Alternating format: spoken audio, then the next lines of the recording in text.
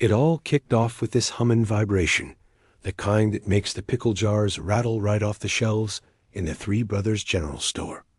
Old Tom Brown, he followed that sound out to a back shed, and what did he find?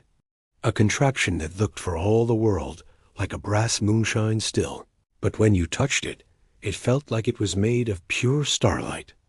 Doc Holliday leaned in real close to get a look at the dial, and Cousin Rosemary started wiping the dust off a big lever. Just then, tiny little Sugar, the Siamese cat, let out this sharp, commanding yowl. Her blue eyes started to glow, her tail gave a twitch, and before Tom could even get the words "Bull Shoals" out of his mouth, the whole world outside turned into a crazy blur of silver and gold. When the hummin' finally stopped, they sure weren't in Arkansas anymore. They were standing in this lush, green courtyard, surrounded by stone spires that looked like they were trying to poke a hole in the sky. "Lord have mercy, Tom," Rosemary whispered, gripping her lantern tight. "I don't think we're in Marion County anymore." That's when a man with a beard as long and white as Tom's, but dressed in these deep velvet robes, stepped forward. Behind him stood a king in polished silver armor, and this dark, silent knight who looked like a shadow made of iron. "I am Merlin," the wizard said, and his eyes were just twinkling with ancient magic. "And you have arrived just in time for the feast, Mr. Brown." King Arthur himself stepped up, his eyes wide, as he looked at the giant man in denim overalls and the tiny kitten perched on his shoulder.